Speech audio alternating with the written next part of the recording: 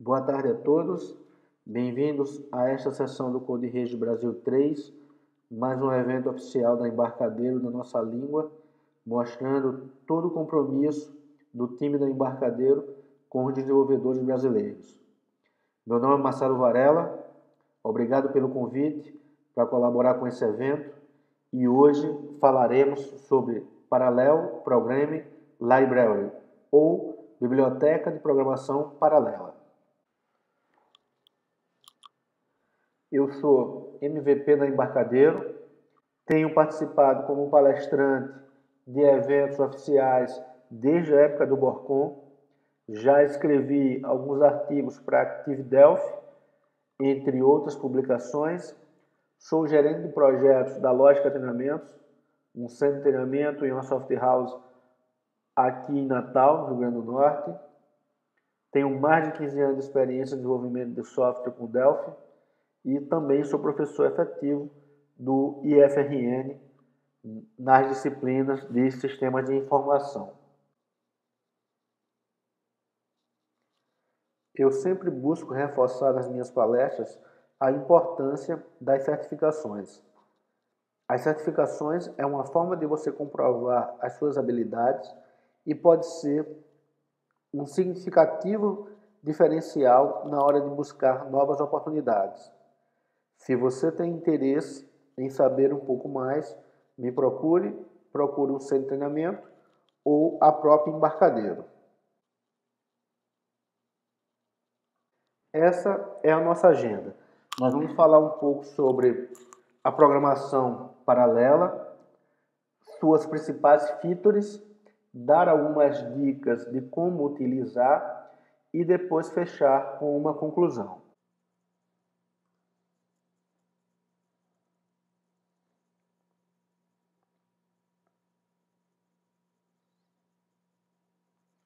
A primeira coisa que você deve pensar é: por que eu vou escrever um código assíncrono?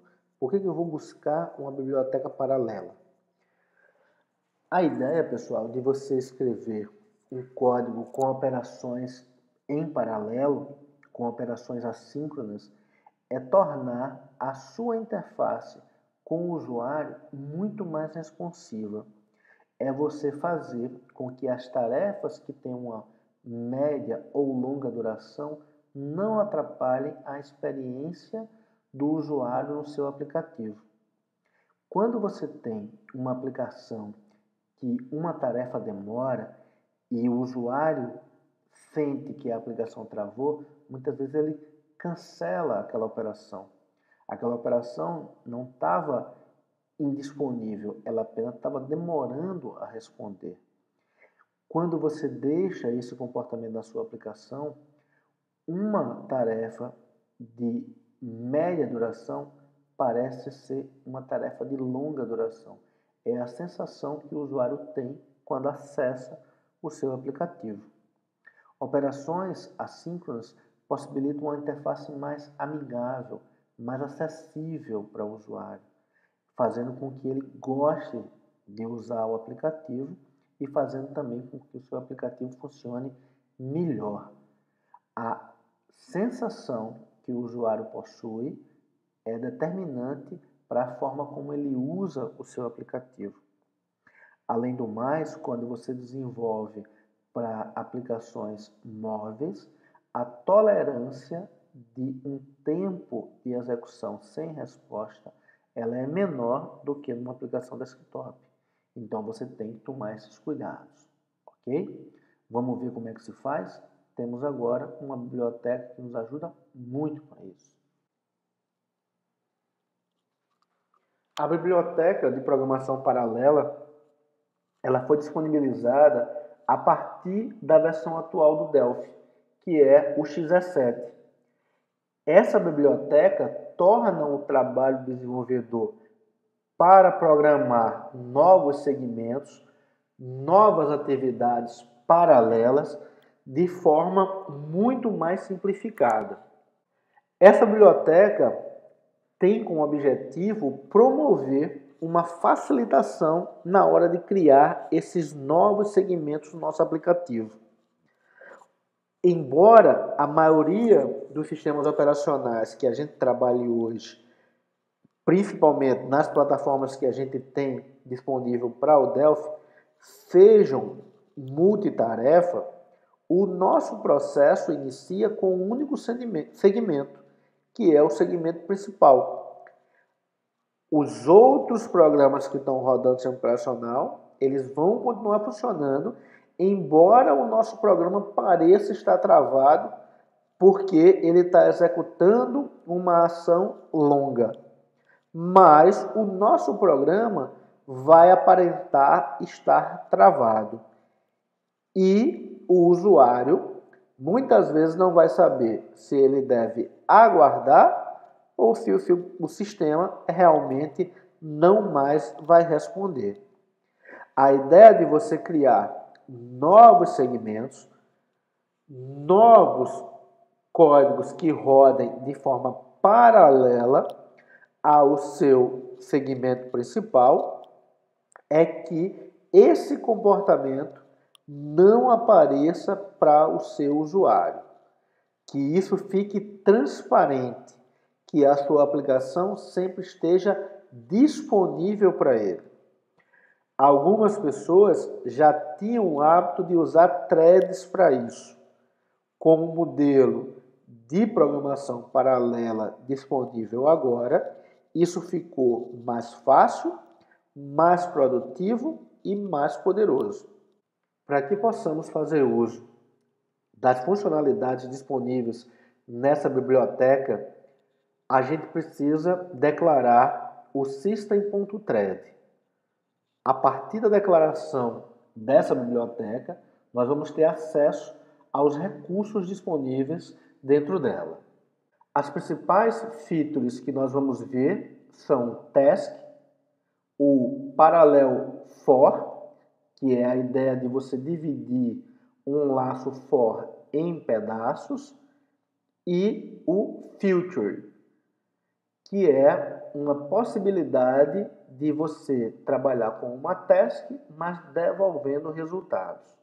De você trabalhar com uma task, mas devolvendo resultados.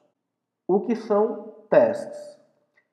Tasks ou tarefas, se a gente for traduzir, funciona como se fosse uma procedure normal que a gente tem no nosso código, só que ela roda em paralelo, ou seja, ela é uma rotina normal, sem retorno, mas que não segue o fluxo natural que a gente está acostumado quando desenvolve uma aplicação no modelo top-down.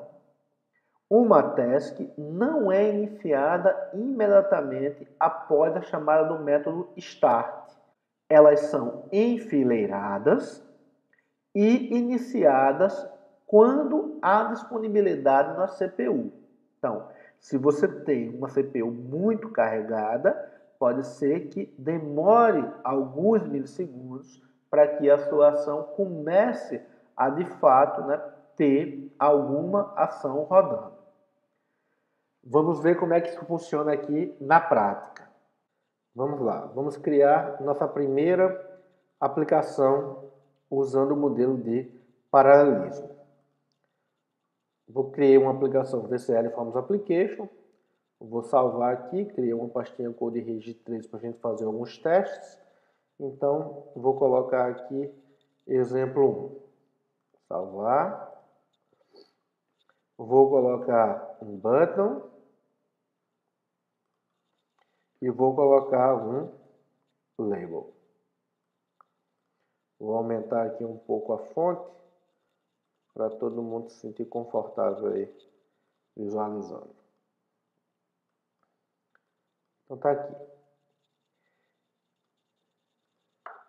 Esse seria o meu botão para um processo que roda no modelo top-down normal.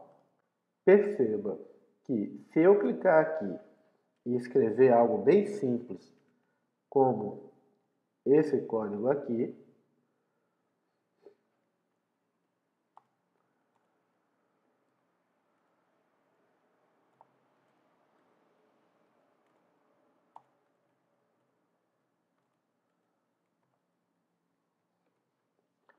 o que vai acontecer quando eu rodar a minha aplicação.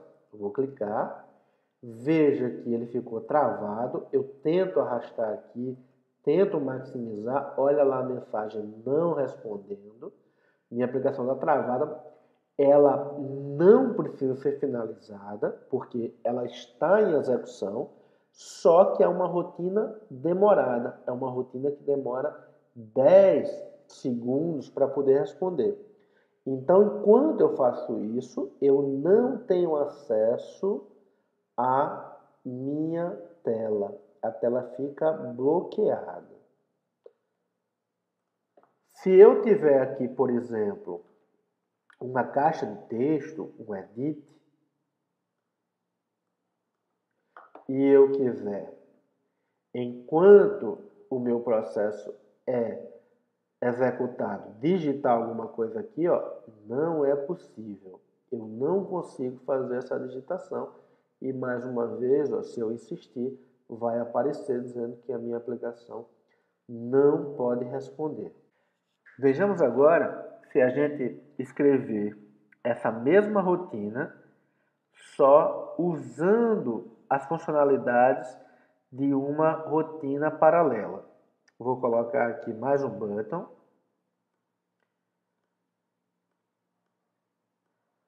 Mudar o caption dele para task. E vou escrever minha rotina agora assim. Vou ganhar um tempinho aqui copiando isso aqui.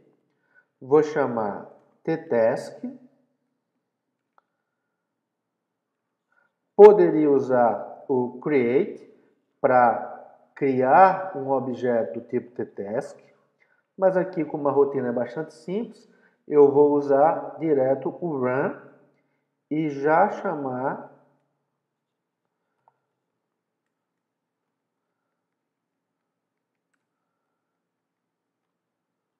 o código que a gente quer executar, que é esse aqui. Então veja que elas são bem semelhantes. Eu deixei as duas aqui na tela exatamente para a gente ver a semelhança entre elas. E agora eu vou executar. Perceba que quando eu clico em tTask, ó, ela vai executar em background, ela está rodando, mas eu tenho acesso total à minha IDE, o meu ambiente do aplicativo. Eu posso fazer o que eu quiser com ele. Eu posso redimensionar, eu posso maximizar, eu posso acessar essa caixa de texto até que ele vai lá, ó, e põe novamente a hora. Aqui, como essa minha task, ela modifica a propriedade caption do label, eu deveria tomar um cuidado adicional.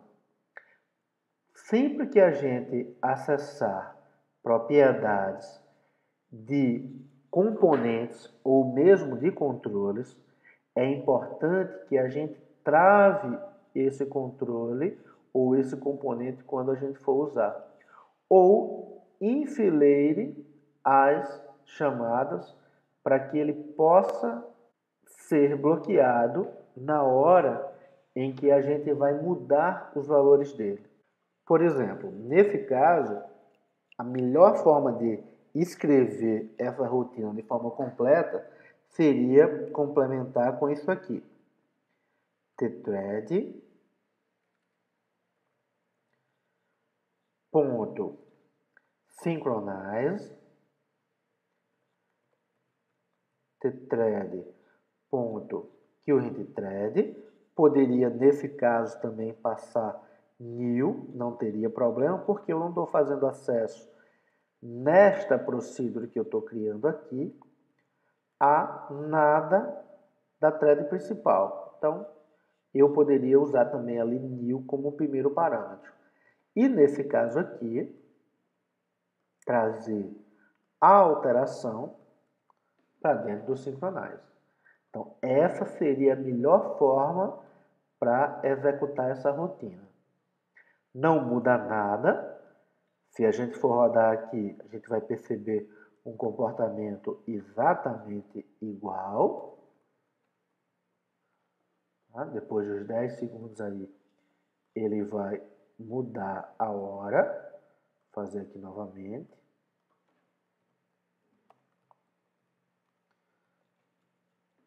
Veja que ele vai sair aqui de 47 para um outro valor. Aqui, ó, 3802. Né?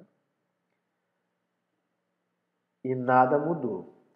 Eu estou tendo esse cuidado porque é importante que a gente tome esse cuidado todas as vezes. Para que, se outra tarefa também fizer alteração no meu label, ela possa bloquear a alteração num possível mesmo momento. Então, a gente sempre deve usar. Claro que nesse caso aqui a gente sabe que não vai acontecer. Mas se houvesse uma terceira tarefa, né, eu poderia ter algum problema de acesso quando as duas acessassem a mesma propriedade do mesmo componente ao mesmo tempo.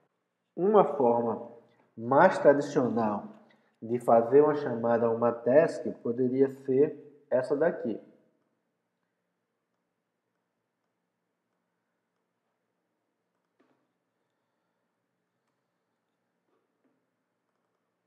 Eu tenho basicamente o mesmo código da primeira. A diferença é que eu vou declarar aqui uma variável do tipo iTask. Veja que ela é, né, uma interface.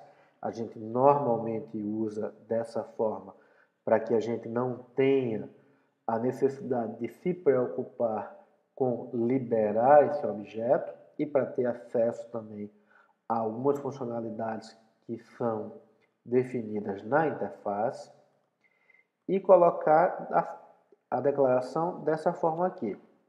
Faço a modificação do run para o create, né? Passo a minha procedure normalmente e lá embaixo t2.start. Então, se a gente executar aqui, na verdade a gente vai ter exatamente o mesmo comportamento. Okay? Você vê que tudo a gente consegue acessar, está funcionando de forma absolutamente normal. Vou fazer aqui mais uma vez.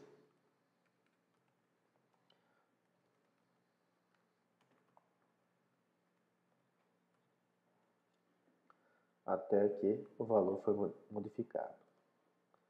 Ok? Então, isso seria, né, a parte básica de uma task. Seguindo agora para os filters. O que seria um filter? Seria uma tarefa tão quanto uma task, só que funciona como se fosse uma function, como se fosse uma função que roda em paralelo. Ou seja, uma rotina que devolve um valor, mas que nesse caso vai rodar em paralelo. Eu coloquei aqui uma ilustração para a gente ter uma ideia de como a gente pode ter funções filter encadeadas. Veja um primeiro valor aí, A, que eu inicializei com 10. Uma variável B qualquer que recebe o resultado de uma função F1 que passa A como parâmetro. Uma variável C qualquer que recebe o resultado de uma função que também passa A como parâmetro. Uma variável D, que por sua vez recebe uma função 3 qualquer, passando C como parâmetro. E F, que recebe o resultado de uma função F4, que passa os valores de B e D como parâmetro. Resultando no final, né, em F como o resultado final da minha função. Perceba na ilustração aí que ambas partem do mesmo ponto, que é o ponto A. Mas F1 e F2, elas podem rodar de forma paralela. Elas não têm uma dependência direta entre elas. Já F3 depende que F2 seja finalizado. E para que F4 possa rodar, ela tem que ter o resultado de F1 e de F3, até eu conseguir, a partir de F4, dar o resultado final, atribuindo um valor para a variável F.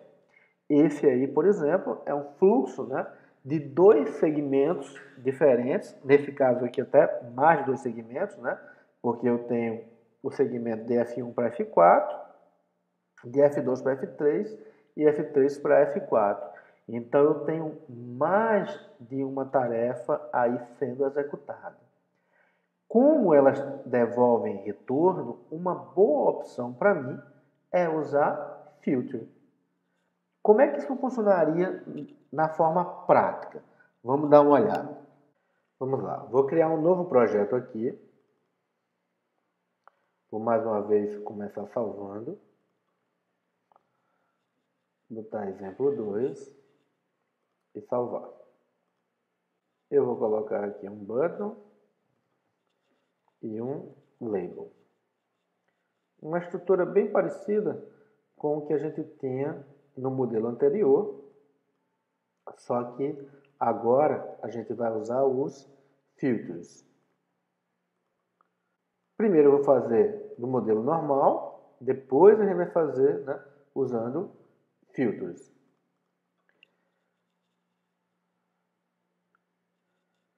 A gente sabe que sempre para usar a biblioteca paralela temos que usar system.threading. E aí vamos fazer o seguinte. Eu vou declarar aqui uma variável A, uma variável B, uma variável C, todas como inteiro. E vou fazer isso aqui. No final, eu vou fazer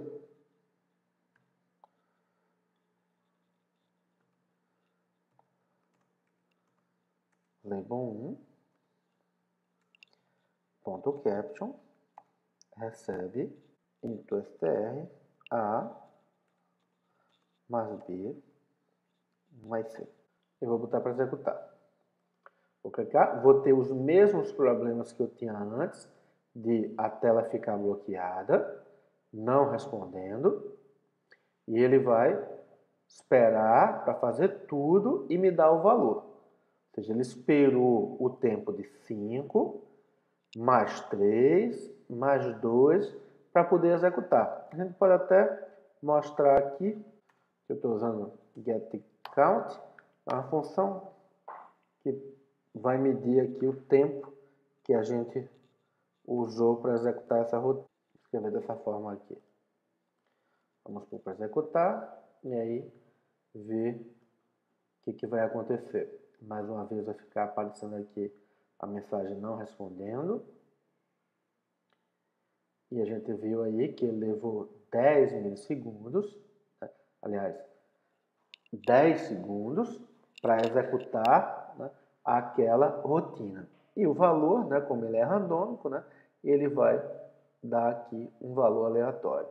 Tá? Vou executar novamente.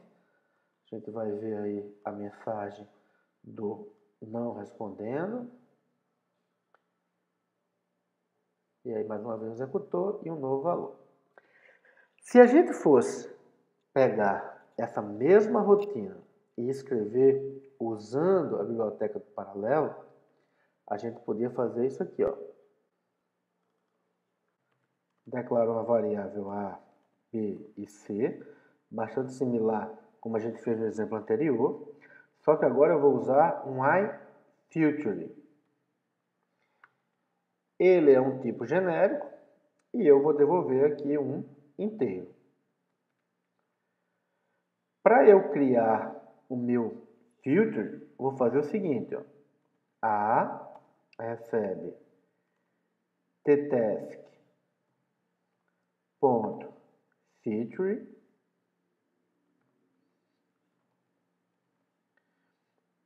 íntegra e vou passar uma função aqui. Então, function íntegra, que é o meu tipo de retorno.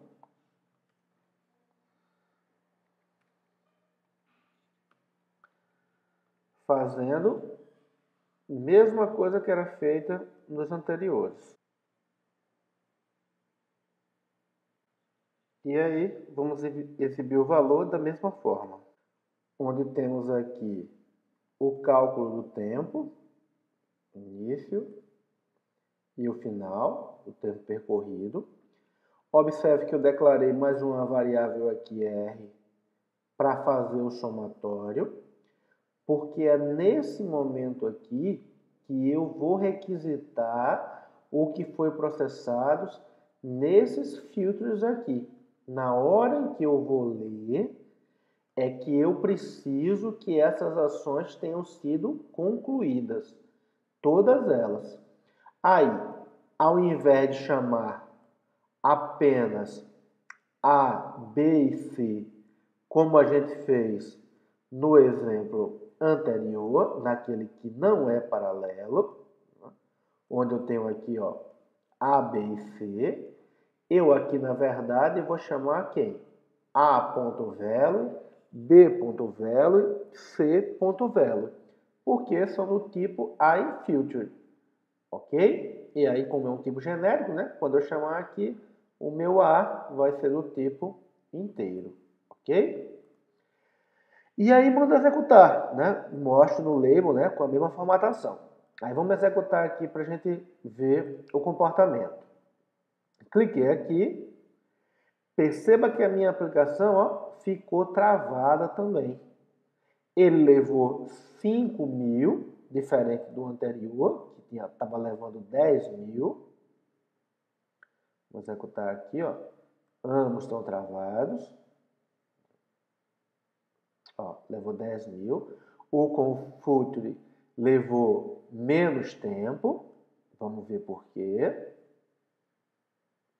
Aqui, ó, 5 e calculou. Por que ele levou menos tempo? Ora, ele executa as minhas 3 tarefas, os meus 3 filters, ao mesmo tempo. O maior tempo que ele leva é de 5.000. Ou seja, quando ele terminar esse aqui, esse que levava apenas 3 já está concluído. Esse que levava apenas 2 já está concluído. Então, esse vai ser o maior tempo a esperar. Mas tem que esperar, porque o resultado só sai quando eu tenho os 3 disponíveis. E por que trava? Trava exatamente por causa disso aqui, ó. Porque eu tenho que ficar esperando os valores. Aí você fala, ah, então não adianta de nada, só posso usar esse recurso quando eu não tenho retorno? Claro que não, né?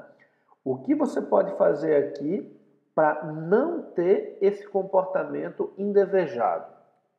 Você pode vir aqui, colocar task, o que a gente já aprendeu, né? Task.run, aí procedure, begin end, trazer esse conteúdo para dentro da task. Dá uma organizada aqui. Eu posso, inclusive, ó, jogar esses 2 valores aqui, essas 2 variáveis, para variáveis locais da minha task, já que elas só vão ser usadas ali mesmo. Então, nós vamos calcular aqui e vou usar. Lembrando sempre, né, que nós temos aqui, ó, a figura, né, de um controle sendo atualizado. Então, o que eu deveria fazer? Thread ponto synchronize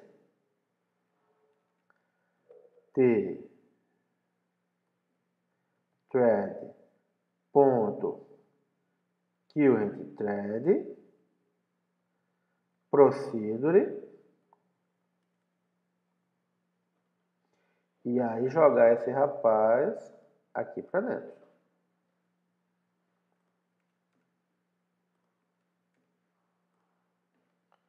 ok? Aí, nesse caso, eu não teria mais aquele comportamento, ficou aqui um pontinho e vírgula a mais aqui, não teria mais aquele comportamento de travar a minha janela. Veja que eu estou podendo usar normal, tá? Opa, saiu lá. E agora, ó, o resultado, ok? Só que agora sem travar a minha tela, ok? Entendido? Vejamos o seguinte aqui agora. A gente viu que a task ela é uma procedure que roda em paralelo. Então a gente dispara e ela executa. Enquanto que o future ele também executa em paralelo, só que quando a gente quer ler o resultado, a gente tem que esperar que ele seja processado. A pergunta é, isso pode ser feito também com tasks? Eu posso ser notificado, eu posso saber quando uma task ou mais de uma task terminou de ser executada? Posso. Eu posso, da mesma forma onde eu tenho um encadeamento de filter, eu posso também ter de tarefas, de tasks. Uma task, ela pode aguardar o final de outra para que ela seja executada, para que ela seja finalizada. E aí nós podemos usar dois modelos diferentes.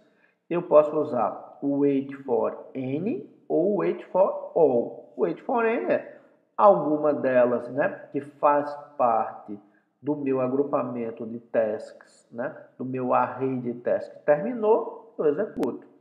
O outro é o wait for all, é todas terminaram, então eu vou lá e executo. Ok? Vamos ver como é que isso funciona. Bem, nós temos aqui uma aplicação, um exemplo, usado no Code Regi 9 pelo Daniel Wind. Uma aplicação bem simples, eu apenas simplifiquei ainda mais, né, para torná-la mais didática. O que a gente tem aqui? Né? Duas chamadas a um método chamado runTask, onde a gente passa um label e uma task. Esse label, né, vai ser alimentado, certo? Por esse método runTask com um valor randômico entre 0 e 10. E essa operação vai durar 3.000 milissegundos, ou 3 segundos, certo? Isso aqui a gente está acostumado a fazer, né? A gente vem fazendo desde o primeiro exemplo. Então, na verdade, a única coisa diferente aqui é esse parâmetro a mais, né, que é passado como um iTask. Ele é passado como referência, então ele é alimentado nesse momento aqui. Existe um array aqui em cima que determina essas duas posições para essas duas tasks, que são exatamente alimentadas por esses dois botões, onde aquela é a de posição 0 e a do botão 2 é a de posição 1. Então, se a gente vier aqui, ela é a de posição 1. E esse outro cara aqui, ele faz o quê? Declara uma variável local para poder trabalhar com essa informação dentro do próprio método. Zera, limpa aqui o label, né? Deixa ele nesse estado. Atribui os valores a esse array baseado no array lá de cima. Tá? Esse aqui. E aí, né, chama o método waitForAll, passando um array de testes como parâmetro, que no caso é esse aqui. Quando todas elas terminam, quando a 1 e a 2 terminam, indicadas aqui, né, pelo índice 0 e 1, ele põe o resultado também no último label, que é esse daqui. Então, se a gente colocar para rodar aqui, bastante simples, né? Primeiro vai executar, demorar 3 segundos e mostrar um valor. O segundo, mesma coisa. E o terceiro, já que as duas estão finalizadas, ele mostra de forma imediata. Já se eu fizer isso aqui, ó, o terceiro só vai mostrar quando as duas terminarem. Quando a segunda terminou, ó, imediatamente ele mostrou a informação. Vou tentar fazer o contrário. Quando a primeira terminar, automaticamente ele mostrou a informação, ok? Então, muito simples, né? O uso do wait for all ou wait for any, a diferença é apenas esperar por todas ou por qualquer uma que terminar dentro desse array de tasks, beleza? Para finalizar aqui, a última feature que a gente vai ver é o parallel for. A ideia do parallel for nessa biblioteca é dividir um laço for em pequenos pedaços que rodam em paralelo. A chamada do parallel for não é assíncrona, exatamente da mesma forma que a gente viu quando trabalhou com os filters e também com o wait for all. Ele está processando, mas ele está usando o fluxo normal, porém está dividindo em vários pedacinhos pequenos. Então, para evitar aquele efeito de congelamento da tela, o freeze, né, a gente deve trabalhar em conjunto com uma task, ok? Vamos ver como é que funciona. Bem, temos aqui uma aplicação super simples, FireMonkey, onde a gente tem um botão e um memo. A ideia aqui é bastante simples e a gente faz o seguinte. Todas as vezes que a gente clica no botão, limpamos o conteúdo do memo, se houver, e aí usamos esse recurso aqui, tParallel for. Ele pode, eventualmente, também ser chamado assim, tendo em vista que for é uma palavra reservada dentro da linguagem, ok? Tanto faz executar de um jeito ou de outro, ele vai funcionar da mesma forma. Aí nós temos aqui o valor inicial e o valor final, onde a procedure vai executar, né, em pequenos intervalos de 100 milissegundos a inclusão do número da iteração. Observe aqui, esse número reflete a iteração e convertendo ele para string. Então, quando a gente rodar isso aqui, a gente vai ver que ele roda em paralelo e, em vários casos, em várias tentativas, a ordenação não vai ser respeitada. Essa ordenação de 0 a 9. Exatamente porque ele roda de uma forma aleatória. Então, a gente clica aqui, perceba como ele ficou. Clica aqui de novo, outro valor e assim por diante. Mas todos os números são colocados de 0, okay, até o 9. Sempre que você coloca os valores, são incluindo, né, os valores. Intervalo sempre fechado, assim como é um for normal. Observe que aqui a gente usou um queue e não, né, queue é uma fila, né, e não um synchronize. O synchronize, ele pode gerar um impasse numa situação como essa, ou seja, não terminou ainda, não liberou o memo para que a gente jogue as informações e já tem outro pedacinho desse for tentando acessar. Então, para esse caso aqui, onde a concorrência é alta, uma situação melhor é usar um enfileiramento. Eu não dependo de terminar de lançar um para lançar o outro. Então, não preciso desse modelo sincronizado. O meu interesse aqui é enfileirar, postar a informação na fila e dizer, olha, quando você puder, lança ele dentro do lines do memo, ok? Pessoal, o que temos aqui? A ideia do uso do for no Parallel for é também você ganhar desempenho de multicore. Então, o que nós temos aqui? Eu tenho uma função que testa se o número é primo, bastante básico, certo? O número é primo quando ele é divisível só por 1 e por ele mesmo, certo? E eu faço a chamada dele de uma forma normal, testo os primeiros 300 mil números, né, inteiros, e verifico quantos deles são primos, certo? Faço isso da forma tradicional, usando um for, e faço isso no segundo botão, usando, né, um tParallel for. Então, a ideia é a mesma, né, onde eu testo se o número ele é primo. Esse i é esse izinho aqui. Vamos ver a diferença entre eles. Ó. Eu tenho aqui a CPU, vou colocar a aplicação para rodar, certo? Vou botar aqui para executar. Veja que a gente vai ter um uso um pouco maior de CPU, tá? Ele vai demorar um tempinho, aproximadamente 10 segundos aqui para executar, mas eu não consegui ainda extrair tudo que poderia ser extraído dessa minha operação, tá? Como a ideia do Parallel for é segmentar isso em pequenas porções, eu acabo conseguindo muito mais resultado nesse modelo. Vou clicar aqui nele. Ó. Veja que a gente teve pico de CPU, tá? Por um intervalo bastante curto, né? E veja que a gente conseguiu aí, né, fazer com que ele fosse praticamente, né, um terço mais rápido. A gente viu lá que demorou um pouco mais de 10 segundos, né, 10,6. Aqui a gente ficou com um pouco menos de 3 segundos para executar a mesma rotina. O resultado é exatamente o mesmo, ok? Tem um outro exemplo que eu gostaria de mostrar para vocês, que é onde a gente usa a ideia do strides. O que é esse cara aqui? Esse cara determina que vai ser criada uma nova thread a uma determinada quantidade de iterações de laço. Então é como se eu responsabilizasse mais threads de acordo com a quantidade de execuções de iteração de laço que eu tenho.